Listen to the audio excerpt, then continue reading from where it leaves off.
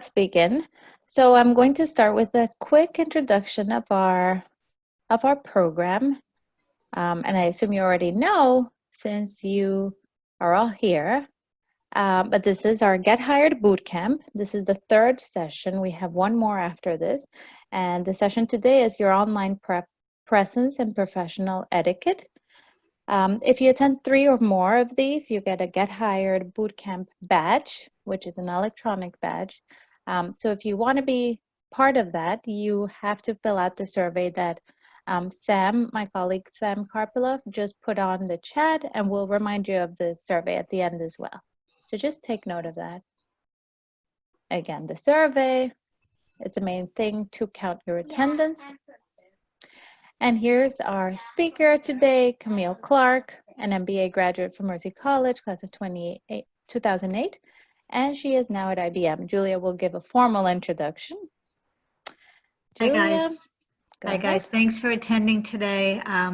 We are really privileged to have Camille Clark from IBM, who graduated from Mercy College with her MBA, and not only has been spending time at our career events, interviewing our students, opening up doors for students who really work hard and show that they're qualified, interested, do all the hard work to get hired at IBM.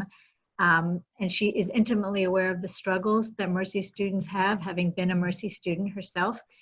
So I'm not going to spend much more time. I'm going to open it up to Camille to talk about our topic today, and just remind you to please hold your questions until the second 30-minute portion. And any questions about your own resume or any of that, save for us, separate discussion. Let's use Camille's time while she's here to answer the important questions that all of you can benefit from hearing about with regard to online presence and professional etiquette in the work world today with everything that's going on. Thank you, Camille. Yeah, no, thank you, Julia, and thank you again, everyone, for having me. It really is always a pleasure to come back to Mercy to have a conversation, network, in whatever capacity I have. So when you reached it out to me, it was something I had to try to figure out a way to come back and really help to participate and share what I have learned over the years. So really not a lot of thank you required, because it's always my pleasure to do this. So we're going to talk a little bit, and please, I'm trying to be very informal because I know we're all so remote, and it's an odd way to do something so important. So relax, it's going to be a very open conversation. I tend to be quite candid, so however you think it, I'm okay to try to answer it for you. But let me tell you, I always start with an interesting fact about myself. I shared my bio, which always goes out there to anyone who asks. But an odd fact about myself is I don't know how to ride a bicycle. So this summer, my mission is to learn how to ride a bicycle, but I do know how to ride a motorcycle. So odd positioning, but I can ride a motorcycle, but still yet I'm scared of riding bicycles. So enough about me. So we're going to talk about online presence today. And as we go through this, I think at the very base, the basic form of when we go through this discussion, think about your brand. As we lay out these topics, these items, place yourself in what's the stencil am I operating in when I talk about my online presence. If you were to step outside of yourself, what would people see professionally and non-professionally? Because oddly enough, we all have two brands, we all have two personalities, or professional presence, and the off work person that or friends and family see. So I think as we do that, very basic, just try to imagine yourself, what would I think of me as we go through this. So online presence, now that we're in this environment, I think we're going to be here for a very extended time until we work through this. And it tends to be a little bit shaky. It's more stressful because We don't know what the other person on the other side of our laptops is feeling, thinking, really doing. So it's kind of a shaky ground, especially for you here who are not yet familiar with the innuendos, and you're not yet seasoned in doing it in a professional form. It can be very shaky, can be uncomfortable, but I promise you that we all have that, even in the work environment, right? Even any meeting I'm going into outside of my very close team, there is a sense of caution. There is a sense of ensuring I have everything in place and the readiness to present if I'm presenting, or checking that my environment is all together as I'm getting ready for the meeting. So earlier on, mid stage, latter stage of careers, we all have that sense of awareness of what our online presence is, or it should be, because what we lose is the human interaction, that face-to-face interaction. So you can't feel the energy in your environment. So the stress level elevates, the floor is raised in trying to assess the people you're talking to virtually. So that's one stress factor you have to work through. So there are just a couple of preparations that you make. And I think it's really more a practice as you go along, which is why I say take it back to your personal branding. We talk about that a lot, because depending on how you see yourself and how you brand yourself, much of this is either going to be things that you need to work on, continue, or bring in altogether in your portfolio, right? It gets very tempting, I find, to kick back, relax, because now you're virtual. So that sense of being a little bit more lax tends to kick in when we're in the online forum. We get a little bit more casual. We do things differently because we feel the distance. So that human challenge comes in. I would say nothing necessarily wrong with that, except, and we're going to fill in the except portion of it. I work in IBM. Practically all we do virtual anyway, so I've had a whole lot of practice. I've had a whole lot of experience, the good, the bad, the ugly. I'll share stories with you so you understand just directionally what we're talking about when we say online. But when you work online, never forget the human factor. Let's start there. We're all people. We all have something going on in the background that we're operating in. So I'll start with this, your human factor. Be gracious as you go through these online presence. You're learning.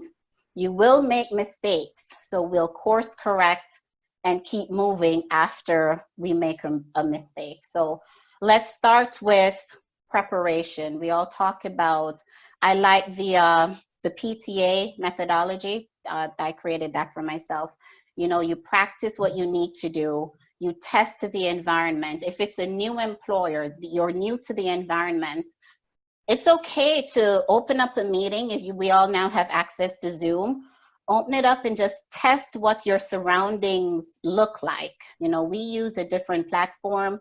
We use WebEx. It's more or less the same thing. Open it up, check yourself. What do you look like around you, your four corners? I'm actually sitting in my kitchen because I was watching my kids cook.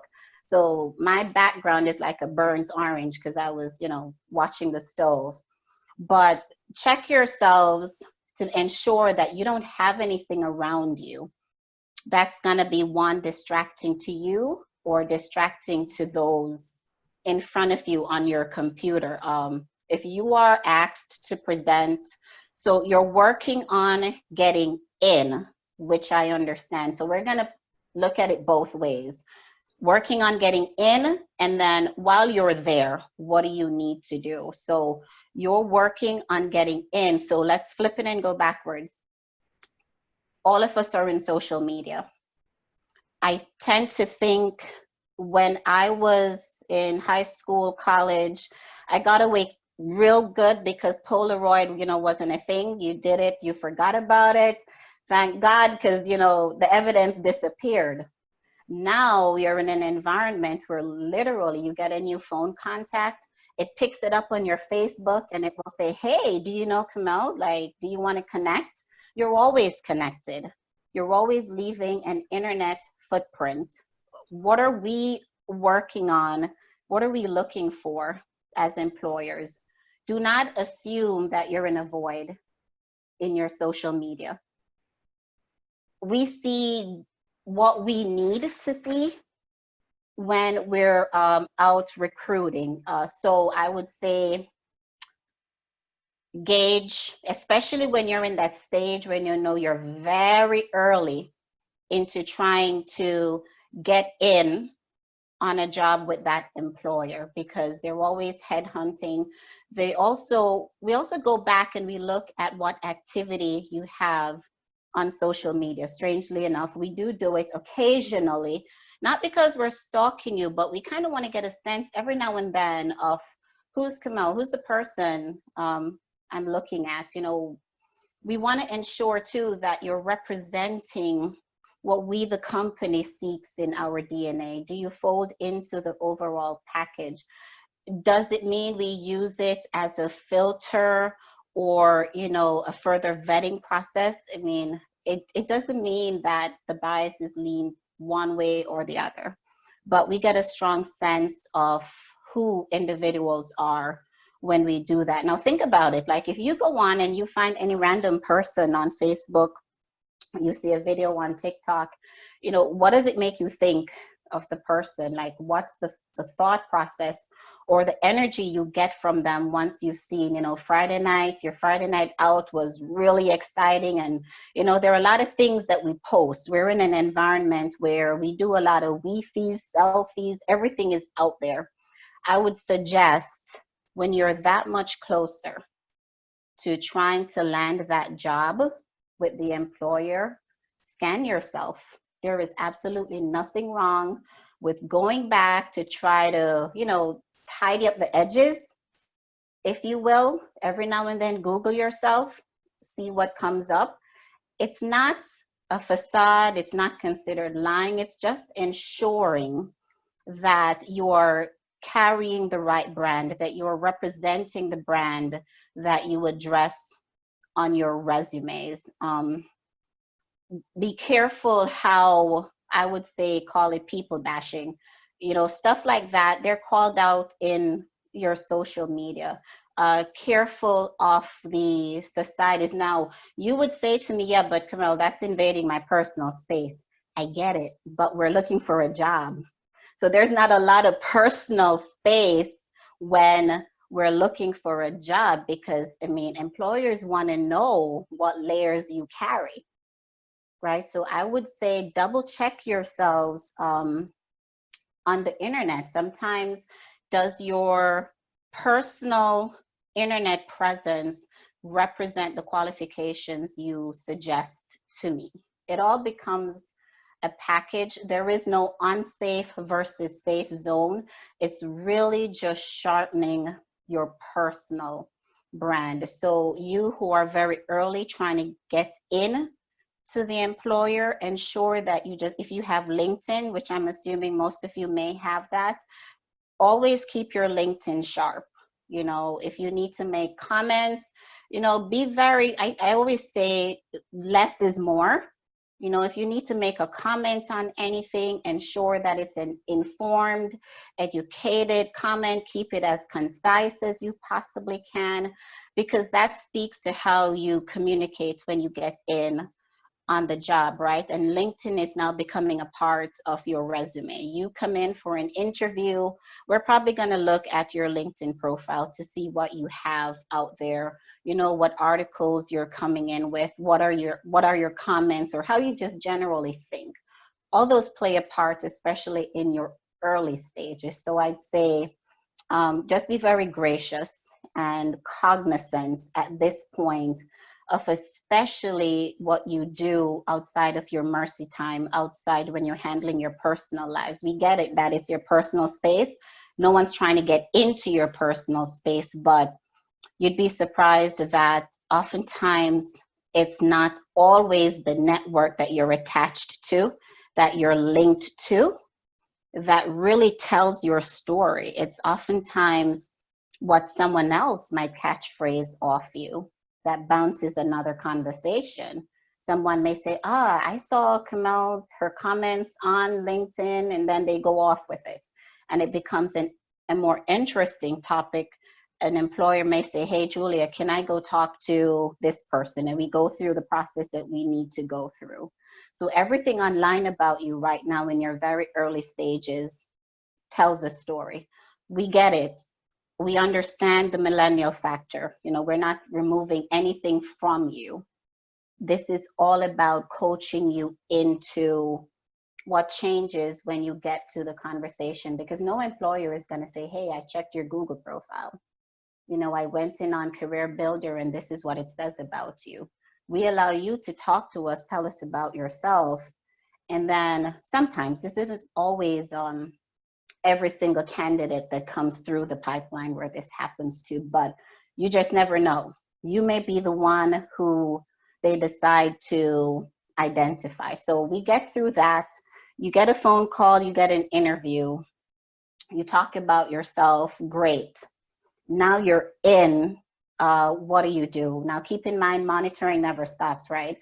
I always think that IBM is always looking at me because I carry the IBM profile. I represent IBM, you know, just about in every capacity because I am an IBMer. On and off the job, I'm still an IBMer. Suffice it to say, if there's an incident in my personal life, someone has to go back and, you know, reach out to IBM to let them know that something's going on with their staff member, good, bad, whatever it is. So I represent my company even in my personal life. Does that mean that I go crazy and I'm driving myself nuts trying to adapt to the employee code? No, it goes back to my brand, my level of professionalism, the character that I started out with through coaching and training and just gleaning from everyone that I've been exposed to. And then now I've framed myself a career path that I operate in, right? Think about it. If you are now on the news, you watch everything that goes on out there. The moment someone does something bad, before 24 hours, you'll see their job. You'll know that it's Kamel Clark from IBM and she does this and that and the other. So they will quickly identify who I'm assigned to from a professional perspective, which is why I say I'm always representing the company. I don't personally carry them with me off the job. When I'm done with work, I'm done with work. But I've also had a design of how I decide to carry myself to represent who I am, first of all, and then IBM is a beneficiary of that. So I started out with knowing what works for me, what doesn't work for me in my online presence. I have social media personally, but I'm very selective with what I'm involved in on social media because you can't keep up with it every day. So a couple of things when you're working, because I think we get it, gauge yourselves in your social lives right now, clean up your edges wherever you can, seek advice from your administration, your counselors, professors, whomever, to give you advice of what looks good or what doesn't look and get their opinion, right? But now you're in, here's what's gonna be important. Understanding how to function once you get in, because nobody's gonna coach you on the inside. You're expected to know this level of detail. So I'd say your environment is very important. Again, I had mentioned it earlier. When I say check your background, I mean be aware of what everyone else is seeing. There are people who I've come across who, the moment I log in, they'll literally highlight what's behind me. Very often I get into meetings, I'll keep a blank background, because that removes any distraction, and that just allows anyone to just pay attention to what we're doing in the middle. When you're early in, be conscious of what's hanging around. If it's something that's religiously, gender oriented, socially oriented, that could be offensive, think twice about where you sit during a meeting, because you never know who is on the background. It could be just an innocent picture that you find fascinating. Someone may not appreciate that. I was in a meeting, someone had a picture up of, I think it was a camp in Guatemala, right? The prison camp in Guatemala. And it just so happened that someone had a family member who was also a prisoner back then. So it's not that small a world. I think it was their grandfather or something like that, but the person had visited the site and they put the picture up. So in a sense, without even thinking about that, it became offensive to someone else. And we do things and not realize that someone on the other line could be offended by that. So now that you're virtual, the moment you get in, just choose a healthy background, right? Assess it. If you're not sure, ask the question. There is nothing wrong with asking what happened. So I'd say minimize your distractions. You are there, you're in front of the computer, they're talking. Pay attention, remove your cell phone. And this is because you're early in, right?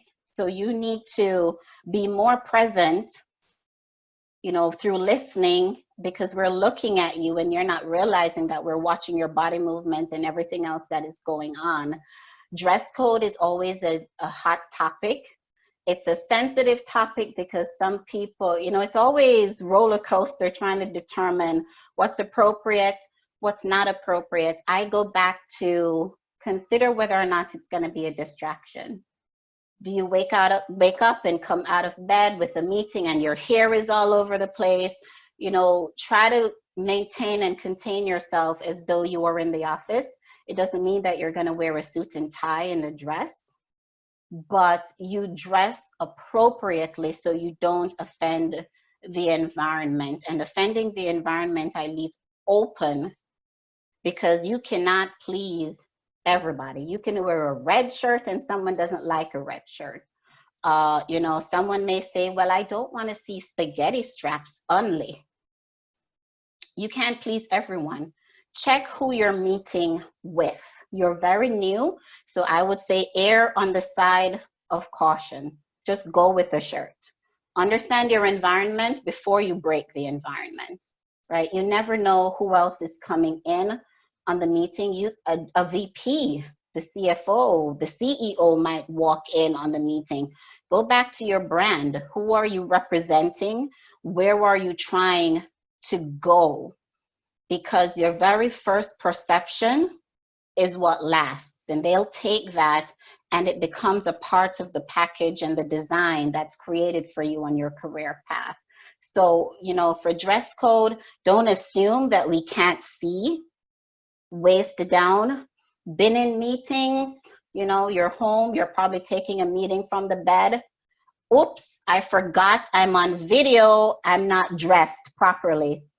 Waist down, because sometimes you can be engrossed in the discussion and in hindsight you do something and not realize that you're on video. So yeah, full dress, full attire, you know, even if it's your, you know, your capris, whatever it is, but full dress. Don't assume that you're all safe, because we're mentally multitasking, right? I always say, mute yourself. As long as you are not speaking, go on mute. I've heard blenders, I've heard toilets, I've heard pots, I've heard pans, I've heard vacuums. I mean, I get that we're all in a virtual setting. However, we can't control what the other person is doing, which is why I encourage everyone if you can be in the moment, stay in the moment, especially when you're new. There is absolutely nothing that you gain by being distracted or doing anything else while the meeting is happening. It's almost like you got to sit in their face and just stare at the screen, because there is no other way for us to see you. We're not in a conference room anymore, right? So full attention, I get it. Some of us have siblings, might be running around doing all of that. We too have to be gracious and conscious that you're home or wherever you are. You know, like I have to every now and then gauge my kids and say, okay, this one's a different kind of meeting. You are not allowed to be here. You know, and your employer will know your situation, or you just be honest. You know, Kamel, I'm here, my little sister is on the loose, I'll do my best. As long as it's not preventing you from being engaged in the discussion. Screen sharing, if you are asked to present, check your background when you start screen sharing, because the moment you pull down your video to go to screen sharing, I can see what's in your background. I will know if you were checking your social media, because you have to remove your video so that I can see whatever content you're sharing.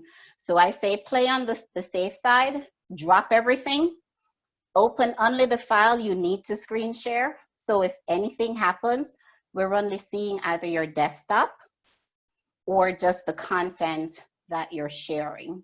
So you can't be, you're not driving yourself crazy, you're just erring on the side of caution. Sometimes you got to eat, right? Here's how I eat if I'm in a meeting. If I'm allowed to, I'm off video. And I'm not chopping my lips so that, or I'm off video and I'm on mute. As long as I'm not presenting, I am invisible, but I'm still listening. But for you, that might not be applicable just yet, which is why I say gauge your team, test the energy of your team, understand who you're working with. There are some employers who do not tolerate that whatsoever. So if you need to eat before a meeting, chuck that food down so that you're ready to be present and you're not spooning it up, because that becomes distracting as well. And we don't know if you're paying attention. We are using what we see here on the screen to tell us whether or not, you know, you're a strong candidate, you're really involved in the discussion, because your feedback, your input in the conversation is also going to tell me if you're paying attention. Now that you're virtual is when you're required to speak up more. And in speaking up more, it means that you're paying attention, you know, upfront, full, center, be present, participate where you can participate. If you have a question, you're not sure, maybe you chat to someone, ask if it's okay to ask the question, or if you're certain, you interject and you ask the question, right? There is no hard and fast rule about how you maintain your presence online. It is an ongoing conscious state of maintaining your professional brand virtually. Am I carrying myself in the meeting in front of everyone on the laptop that would suggest that if I'm in the room, I would be just as much present? Each employer does it differently. You ask, what is the culture of the business? What is the culture of the team?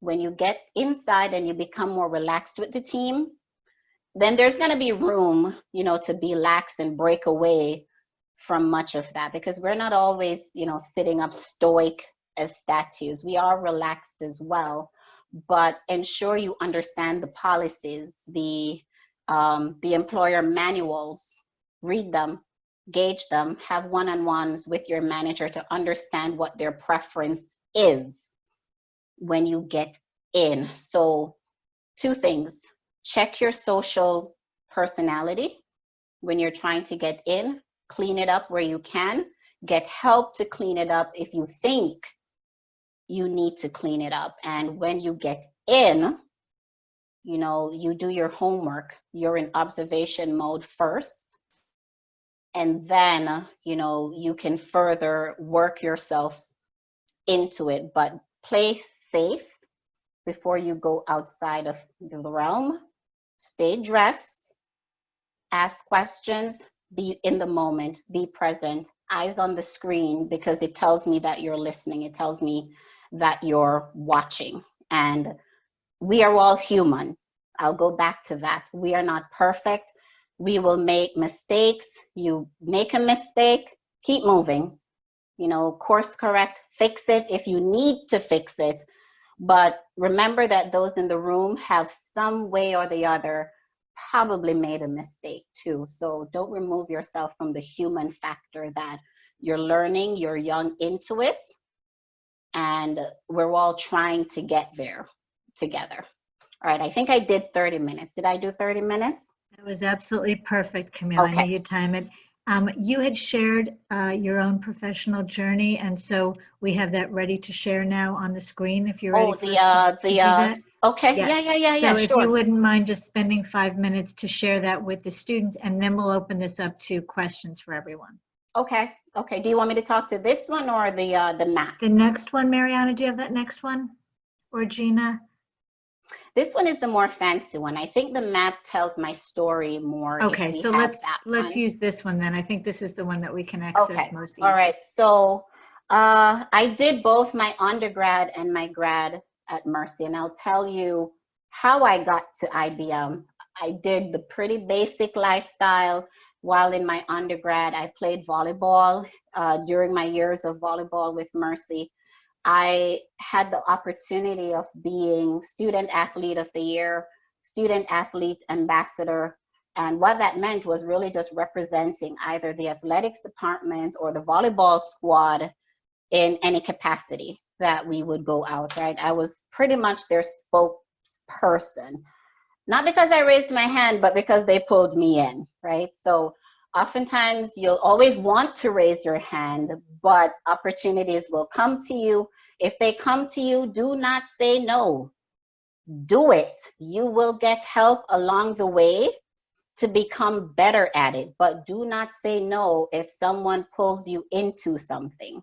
It means they've seen you and they believe in you.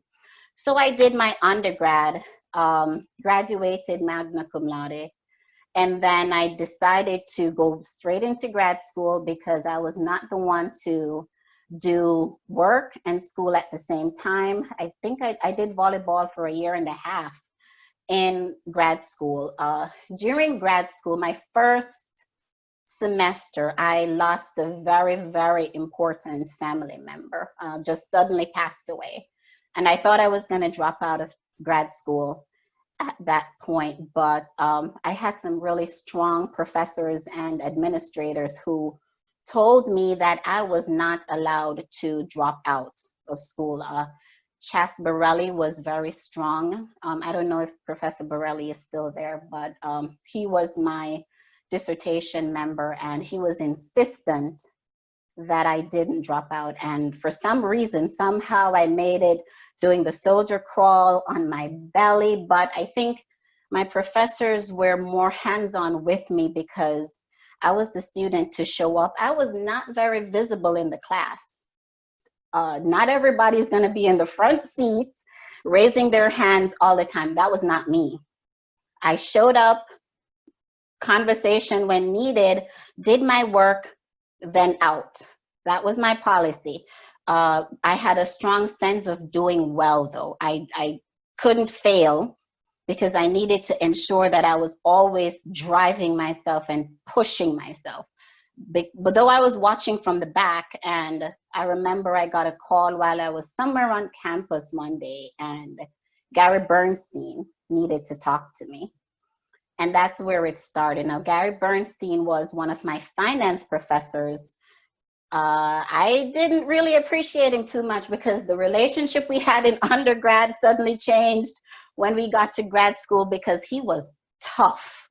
He was not the cushy, more relaxed professor in grad school, and it took me by shock, but he was tough and we made it. I didn't know that I was being watched. I showed up, did my work, present as I needed to be present, but was not the one at the front of the room. And he said, I have a job at IBM for you. And we went through the process. I spoke to a few other executives. Now, what I always say is fascinating about my story is that I was the only small school that sat in that room. Everyone else was in Ivy League, William and Mary, Harvard, Yale, and I was as nervous as they came. Sweaty palm was not the way to describe. But then I stood back and I said, well, someone from IBM saw me who was from a school that no one else knew. So it must mean that there is something about me.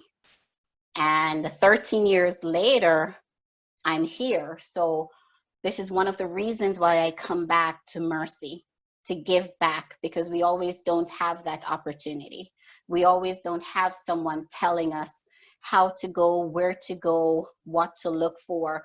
Oftentimes employers may talk to you and it's very high level and you really have no idea what they just said because it sounds so pristine, so crystal, and you can't break that up. So I think when I do this, I go as low as I possible to ensure that we can have the right conversation, the truths that you need to hear. In my spare time, I do a lot of community service. I go especially in the very underserved communities. So I have a charter school that I mentor in South Bronx on Jerome Avenue for, like, these students do not see the corporate America lifestyle. So I make it my point of duty to go to them, talk to them, encourage them in whatever way I can possibly help. And there are a few others of us who are with IBM who do that. I'm a Girl Scout leader.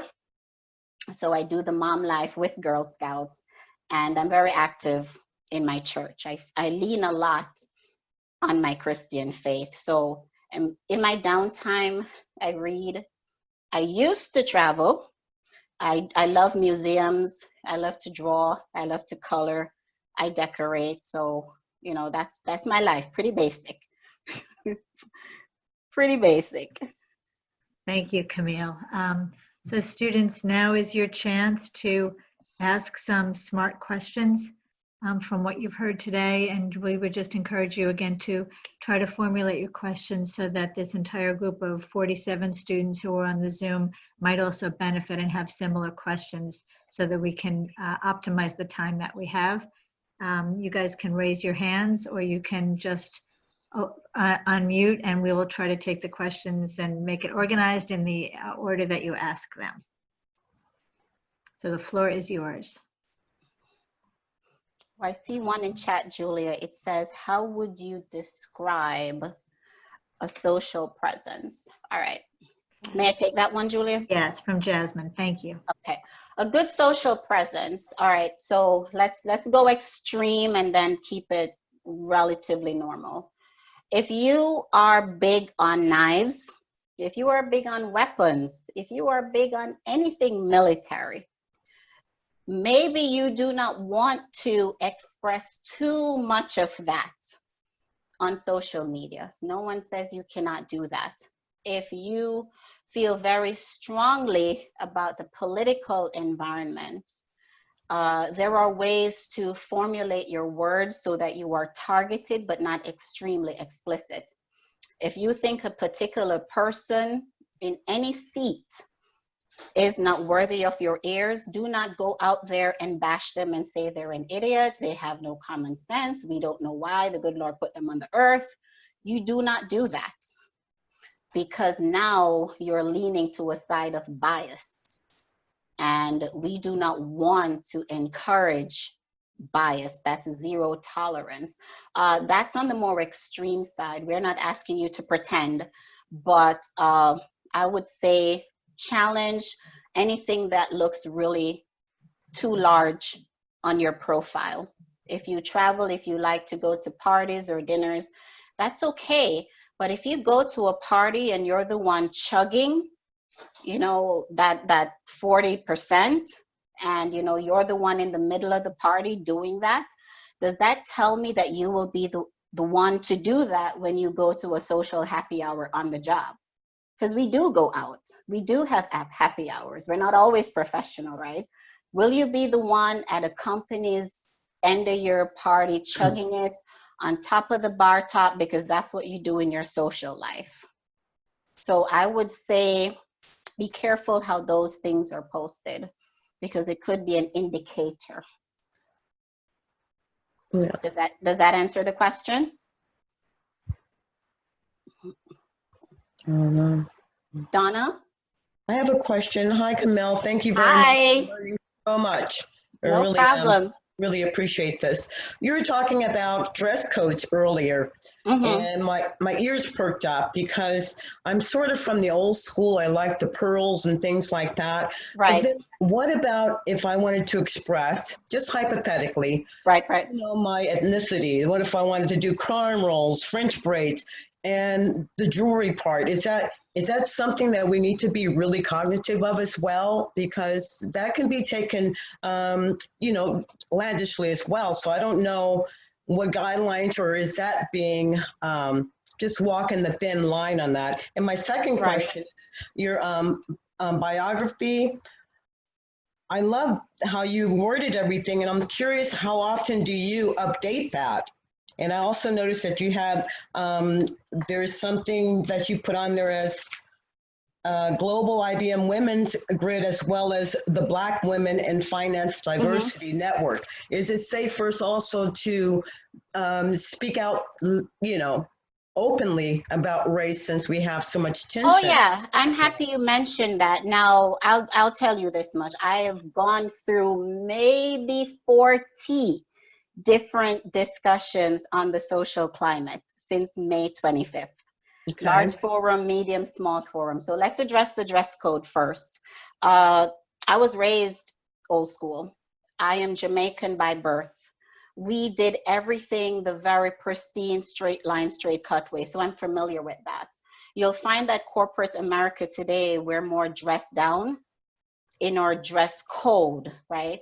If you are assigned to your ethnicity, there is nothing wrong with that. I am referring to, if you wear pearls, wear your pearls. If you need to dress ethnic, you dress ethnic. Where it becomes a question is it extremely distracting? Now, I'll give you an example. I once saw an intern come to the job. Now, I understand that our younger population is more liberal.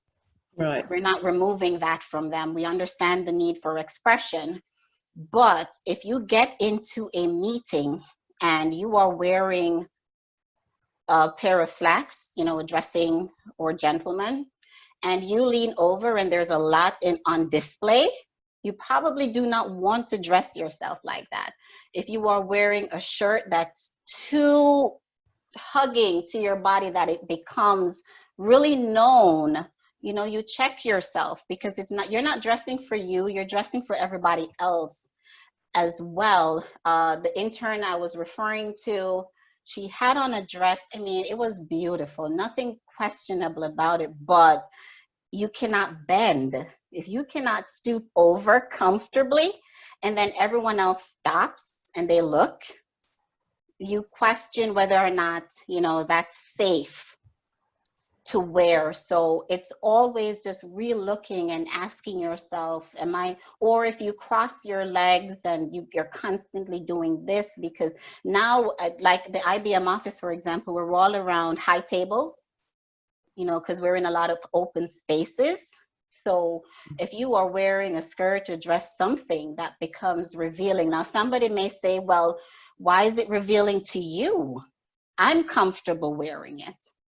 Then also remember that you are not always representing yourself on the job. You may be working with an executive who is on the more old school dress code, well-cut suit and tie, because IBM is now dressed down.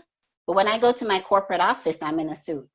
Why? Because they're still in suits, some of them. So I have heels in my desk in case I gotta run. If I'm wearing jeans, I ensure that my top can take me to corporate, and I pull my heels on because I know who I'm sitting in front of. Because what I look like speaks to how seriously you can take me. So on the topic of my bio, I update that every season because I'm always trying to be a busybody. So that one was updated pre-COVID, so in the springtime. The Black Women's Network, the Global Women's Grid, that's all women across IBM. We empower each other, we lift each other up. There's always something going on among the women. Black women in finance, I'm very strong on that because I believe as women, we tend to become invisible in the workplace. And then as a Black woman, we're way more invisible. So now the conversation is elevated given where we are in the social climate. Yes, we can speak on the topic. Again, be gauged on how we speak towards moving in action, not just venting and expressing emotion, but speaking openly and candidly, but to create allies, not enemies, because we need to have the right movement. So there's a very open discussion going on right now with the company. Thank you, Camille, very much. Camille, there was a question from Angela in the chat. Okay. In terms of social media, if our full names are not attached to the account we own, in other words, they just made up some Gmail account that says Summer, Butterfly Lady, whatever it is. If your name is Sizzle, that's fine. No one can identify you. Okay, so she's saying, do we still have to be cautious, but beware of, using a name that's really similar, or your first name and last name spelled one letter apart? Just be careful, I think. Just be careful, period. If your name is Fish and Chips, Light Post, whatever it is, what's in the name? Does the name suggest something that could be derogatory? Does it suggest something that could be harmful or impactful if the right or wrong person looks at the name? You are not incognito. We will find you. Someone will find you, right? Because you get to the job, you're taking phone numbers from people, you're taking emails. Before you know it, you pop up on my page. I found you, right? So everything comes into play. So it's just an awareness, heightened awareness. And then Dana asked, what was your greatest challenge and how did you overcome it? Life challenge, altogether challenge. I can answer that. Okay, I think one of my greatest challenges was, and I'll go back to what's going on in the society. I had never identified, I've never called myself Black, not because I don't know that I'm Black. I moved to this country, I was very young, pre-high school. So back home in the Caribbean, Jamaica, we don't talk to Black or white.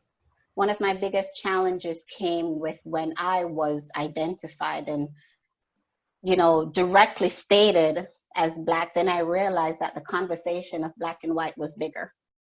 I had to learn how to have recognize that though we've come so far in a society, in our world, there is still a long way to go. And I had to unlearn what I knew about just living a normal life to learning how to educate myself about the environment that I live in as a Black female immigrant, because you are seen as that even when you go into the workplace. So that was one of my biggest challenges, just learning how to navigate that environment and still being the professional and working to educate people that we go beyond what you see on my skin color, but there's a person on the inside. So I had to learn how to do that in a way that didn't make me angry, but a way that I could have a transformational discussion, right? Because you can get angry. And I had to do that. I still work on it because you still get angry every now and then, but I'm able to stand stronger and deal with it. My other challenge was when I got to the workplace and I realized that in the workplace too, I was Black. Then I had kids. Then I had to navigate how I had twins in my job and how do I start this job with babies, right? Because I had just changed, I think it was my third job in the company.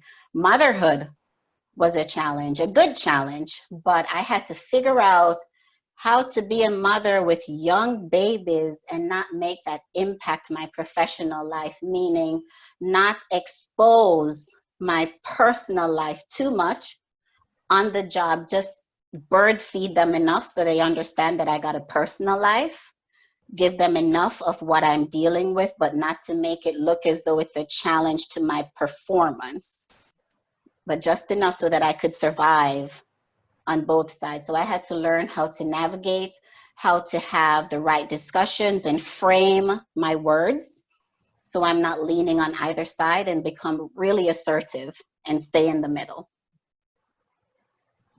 Excellent question.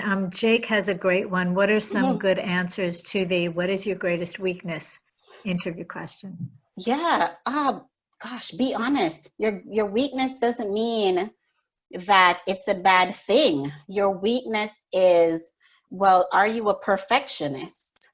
If you're a slacker, do not say you're a slacker.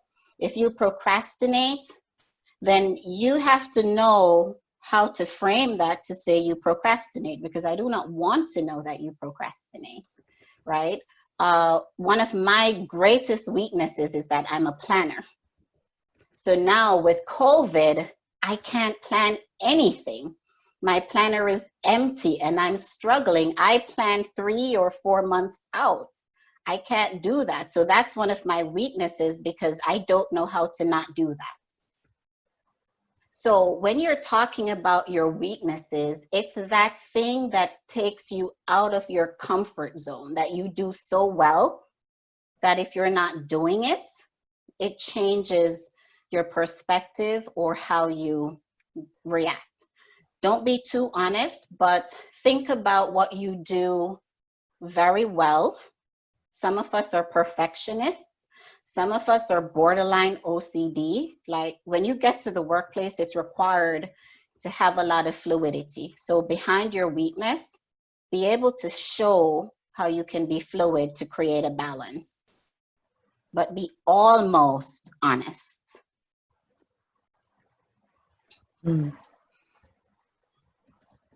Yeah. Thank you so much, Camille. Sure. I think, does anyone have any other questions? Otherwise, I think we'll let Camille go. This was really wonderful on so many levels that applied immediately. Camille, I have another question. Yes, Go ahead, Jen. sure. Go ahead. Not having social media, is that just as bad as having something that's blatantly outright landish? Or should I just really get with LinkedIn and call it a day? What do you think? I think not having social, they're not exactly on running parallel to each other, but I think not having social media sets you at a disadvantage, because we are in a very digital age, especially the environment that we're in. Everything is virtual, so you must have a social presence to, one, be visible, right? And two, be aware. So you can't be empty on either side, because someone will pop a question on what's going on in the news. Okay. All right. Before we leave, and thank you again, Camille. Sure, no problem. This was really wonderful. As I said, I'm sure everyone agrees. And the questions were also really good. So thank you. Remember, for the students, if you want to participate and if you want to get your badge, please make sure to fill out that survey. We just put it in the chat box. So we'll give you some time to copy that link. And students, while we have 1 or 2 more minutes left, if anyone did not get to ask their question, I know there were a lot of you on today. Please don't be shy. This is your chance to ask your question, no matter how silly you think it might be, what the challenges that you're currently facing, what you're most afraid of, what's stopping you now, what you should be doing now. Speak up. This is your chance. Camille is here to help you. So please voice whatever questions you have before we do formally end this. I just wanted to open it up one more time for those questions.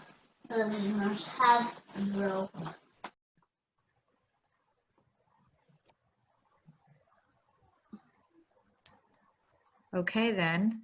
I think that we are all set. Thank you so much, Camille, for your help today. And Yeah. students, thank you Thank you all for very signing much. Thank on. you so much. Thank Don't you very forget the much. survey. Don't forget the Thank you survey. Thank so you, much. Have guys. a great day, everyone. Take care, Thank you, everybody. Thank you Camille. again, Camille. Bye-bye. Bye. Thank you.